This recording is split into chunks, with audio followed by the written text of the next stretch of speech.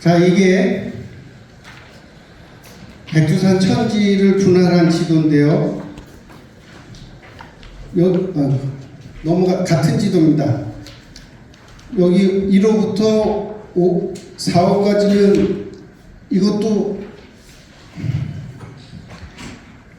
중국 쪽에서 백두산 관광을 할 적에 동파는 북한 쪽이고 북파, 서파, 남파가 중국 쪽이죠. 항상 갈 수 있기도 하지만 허가를 받거나 자기들 열대만 갈 수 있는 데도 있습니다. 이 밑에 이쪽 국경선을 보면 알고 가서 열심히 보면 드문드문 한 개씩 볼 수도 있습니다. 멀리서 삽시간에 지나가죠. 사진 찍을 겨를도 없었습니다. 어쨌든 5호 경계비에서부터 6호 경계비까지는 직선으로 다뤘습니다. 그리고 나머지는 주로 그 지역을 보고 정했는데, 여기가 북한이고 여기가 중국인데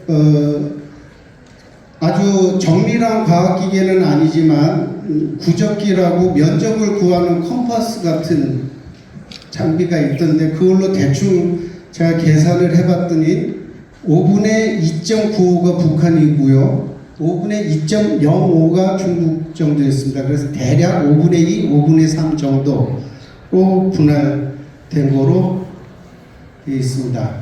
그러면 조준병계조약의 효력에 대해서 살펴보도록 하겠습니다. 북한과 중국 간에는 이 조약은 유해한 국경 획정 조약입니다. 다른 나라가 효력을 문제 삼을 수가 없습니다.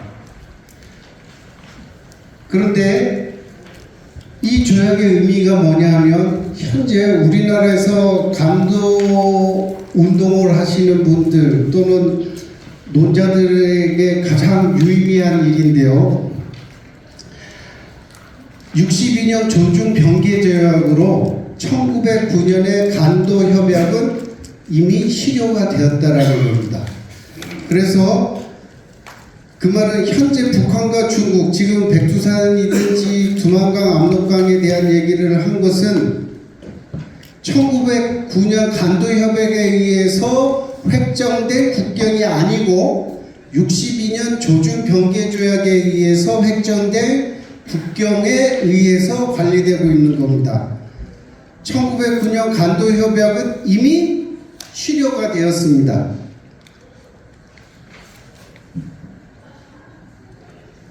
그리고 또 하나, 이 조준병계조약의 문제는 뭐냐 하면, 유엔에서는요, 과거 제국주의 시대 때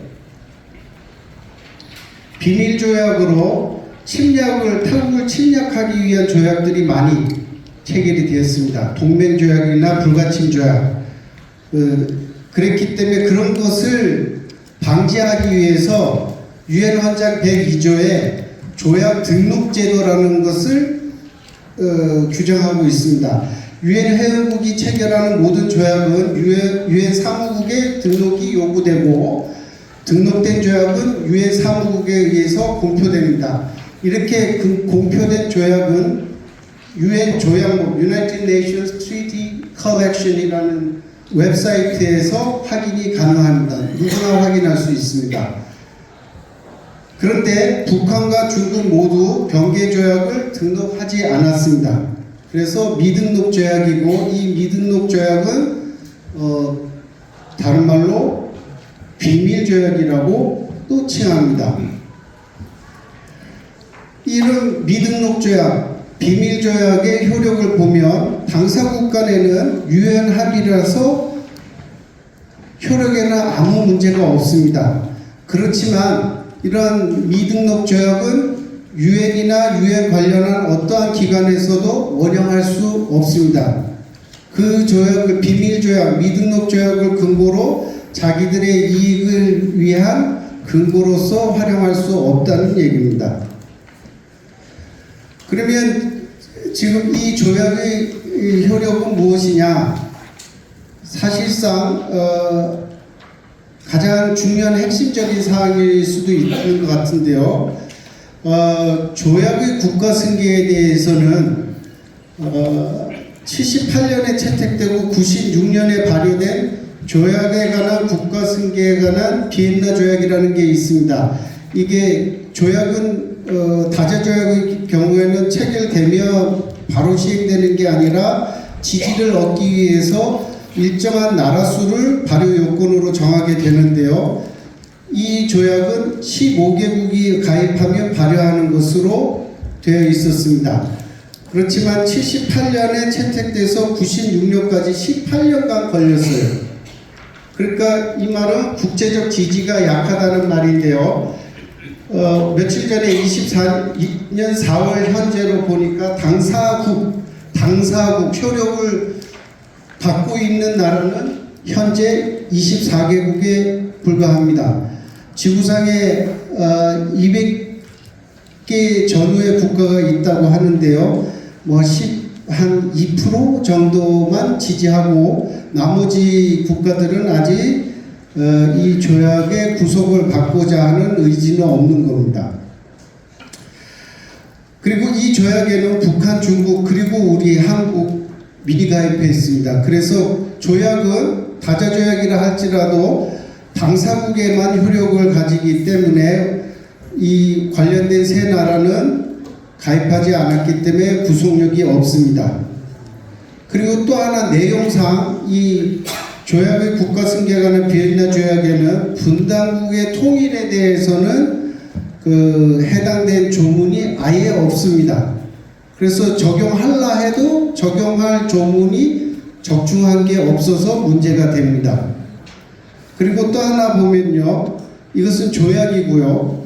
학설이나 국가 간행을 보면 국가의 변동이 있었을 때 그 승계하는 나라가 소멸국의 조약을 승계해야 되느냐 말아야 되느냐의 문제에 대해 있어서 물적 조약, 인적 조약 나누는데 인적 조약은 정치적 성격을 가진 것을 말하고 물적 조약은 영토 국경 등에 관한 조약을 말합니다. 그런 물적 조약은 당연히 자동적으로 승계된다는 것이 다수설이라고 말하는 견해도 있습니다. 우리나라 학자 중에요. 근데 이것은 과거 제국주의 국가들이 식민지를 자기들 이해관계에 따라서 직선으로 북북 거는 데가 많죠. 그래서 그것을 깨트려 버리면 자기들 간의 이해관계가 깨지기 때문에 과거 제국주의 국가들 간의 분쟁이 발생합니다. 그래서 이들은 현상유지의 원칙이라는 말을 통해서 유지돼야 된다라는 입장을 취하고 있지만 그것이 다수설 아니고요. 국가들의 실행, 관행을 보면 그것보다는 오히려 승계 협정이나 당연히 자동적으로가 아니라 선택적으로 승계하는 것이 더 많다. 그래서 결론적으로 말씀드리면 통일 한국과 중국 간에는 승계 협정, 왜 아까 간도 협약이 무효니까 새로운 유엔 합의 조약을 체결해야 되니까 승계 협정에 의해서 해결하는 것이 바람직하다, 이렇게 말씀드릴 수 있겠습니다. 조중 병계 조약으로 다시 넘어와서요. 지금 조중 병계 조약이 존재하는지 비밀 조약이어서 바로 알지는 못했지만 62년에 체결된 것을 90년대 들어와서 한 30년 만에 우리가 알게 되었는데요. 그것과 관련해서 우리 간도 영유권 주장론과 관련해서 몇 가지 살펴보도록 하겠습니다. 조중 병계 조약으로 아까 말씀드린 대로 1909년 간도협약은 이미 실효되었습니다. 효력이 없어요. 그렇기 때문에 기존의 간도협약 무효론을 관철시켜야 되겠다라는 운동을 할 필요가 없어졌습니다. 우리 정부에게도 간도협약이 무효라고 인정해라. 인정했으면 중국 정부에 공식 통보를 해서 간도여권 문제가 간도협약으로 되어 있는 것이 국경 처리되어 있는 것 같은 지금 현상은 잘못된 것이다. 그래서 새로 조약을 체결하자 이런 주장할 필요가 없는 것이죠. 말씀대로 한국이 통일되었을 때, 그것도 북한이 소멸되는 형식으로 통일되었을 때 국가 승계 문제로 문제가 될 것입니다. 한국 정부에 대해서도, 한국 정부에 의해서 중국 정부에 대해서도 외교적 주장할 것이 불필요하게 된 상태입니다. 그리고 또 언론에서도 그렇고 일부 관심 있는 사람들 사이에서는 1909년 간도협약이 100년이면 10호로 중국 땅으로 완전히 굳혀지는 것이다 라고 해서 시효론을 주장한 부류도 있었는데요. 그것도 100년이라는 것도 틀린 얘기지만 간도협약 자체가 이미 무효가 됐기 때문에 100년이든 200년이든 그것을 근거로 시효가 성립되지 않는다. 그래서 시효 문제를 언급하는 것도 불필요하다. 다만 간도 영유권 분쟁이 존재했던 것, 아까 1885년 7년에 관계회담을 한 것은 양측이 간도 영유권 분쟁이 있었다는 것을 공식적으로 인정한 전제에서 쓴 거기 때문에 그랬다는 사실을 주의하기시키고, 장차 간도 문제와 관련해서 또는 조주 병계조약과 관련해서 영토 문제를 다룰 기회가 생겼을 때 중국 측에서 간도 협약을 근거로 해서 국경 획정을 할 수 없도록 하는 그런 주의 환기용으로는 여전히 간도 협약이 무효다라는 언급은 한 번씩 해둘 필요가 있다고 생각이 됩니다. 그래서 결국은 분쟁지와 접한 북한과 중국 간의 병계조약의 실효성은 인정되어야 되는 거고 될 수밖에 없는 것이고요. 통일한국이 조준병계족의 국계 승계 문제에서 승계협정으로 해결하는데, 이때 조준병계조약을 물론 계산은 정치적으로 계산을 하겠죠. 할 때 승계한다 그러면 그냥 그렇게 지금처럼 되는 것이고요. 승계 안 한다 그러면 간도 영유권 문제가 다시 도마에 오르는 것입니다. 끝으로 중국의 영토 정책과 영토 의식을 말씀드리는 것으로 하겠습니다. 한반도를 과거 제국주의 국가들에 의해 빼앗긴 영토로 보고 고토 회복의 대상으로 하는 의식이 중국에 있습니다. 좀 이따 지도를 보여드리도록 하겠습니다. 그리고 중국에서는 한 번 황혼을 입은 땅은 영원히 중국의 땅이다 하는 말이 있죠. 그것은 지금 중화인민공화국이 한민족 지배의 다민족 국가, 즉 중화민족이라고 그들은 말하고 있죠. 이것을 유지하기 위한 명분으로 쓰이고 있는데, 국제법상으로는 영토와 관련돼서 국제법상의 모든 원칙에 위배된 주장입니다. 그거 우리가 중국은 저런 소리 해야 되는데 우리도 똑같이 저런 소리 하면 좋겠는데 그런 소리를 아무도 안 하더라고요. 그래서 그런 소리를 하면 싸움밖에 안 되니까 법적으로 중국의 저런 주장은 국제법상의 영토 관련 원칙에 정면으로 위배되는 주장이다라는 말씀으로 대신하겠습니다. 동북공정 얘기는 지났으니까요. 이게 이제 중화인민공화국의 영토 정책을 나타낸 54년에 발간된 지도인데요. 제목이 제국주의 할치 중국 영토도입니다. 그래서 이쪽에서부터 1, 2, 3, 4 쭉 나가서 16번에 한반도가 있습니다. 1895년 독립, 1910년 병어일 이렇게 되어 있습니다. 청일전쟁에서 청나라가 지고 일본이 시모노세키 조약을 통해서 청나라로 하여금 조선이 완전한 자주 독립국임을 인정하도록 했죠. 그 1조에 되어 있습니다. 그것을 얘기하는 것이고요. 10년에 일본에 합방됐다는 얘기입니다.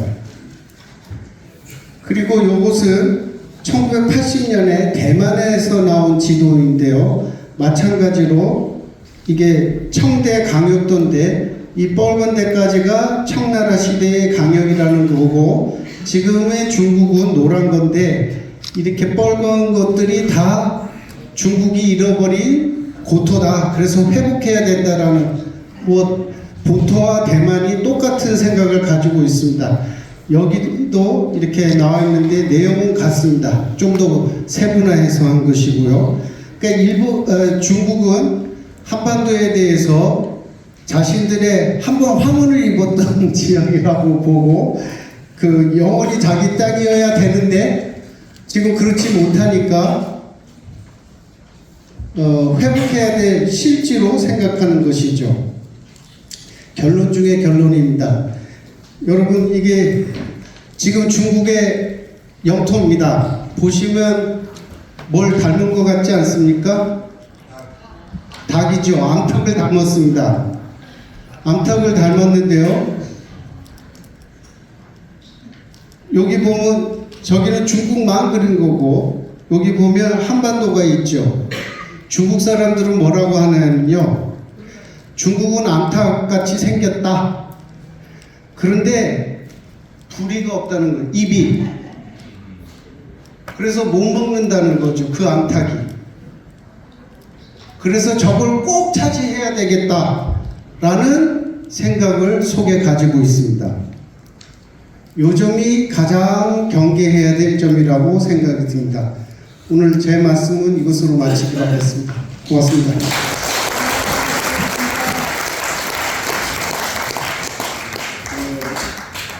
지금 노영돈 교수님께서 말씀하신 중에 1905년도에 을사늑약은 강압에 의해서 대한제국과 일본 간의 그 조약을 맺은 것은 아주 강압에 있기 때문에 효력이 없고 또 1909년도에 맺은 간도 해박은 당사자가 없었기 때문에 또 의외라고 그런 말씀하시는데 평생 법을 하셨기 때문에 법을 전공하셨기 때문에 굉장히 법 논리는 정확하시게 말씀하신 것 같습니다. 이걸 저희들이 책자에 되어 있기 때문에 이걸 많이 익혀가지고 우리 옆에 있는 이웃이라든지 또 후손들에게 많이 알릴 수 있으면 그것이 곧 애국하는 길이 아닌가 이렇게 저는 생각합니다. 우리 노영돈 교수님께 뜨거운 박수 한번 부탁드리겠습니다.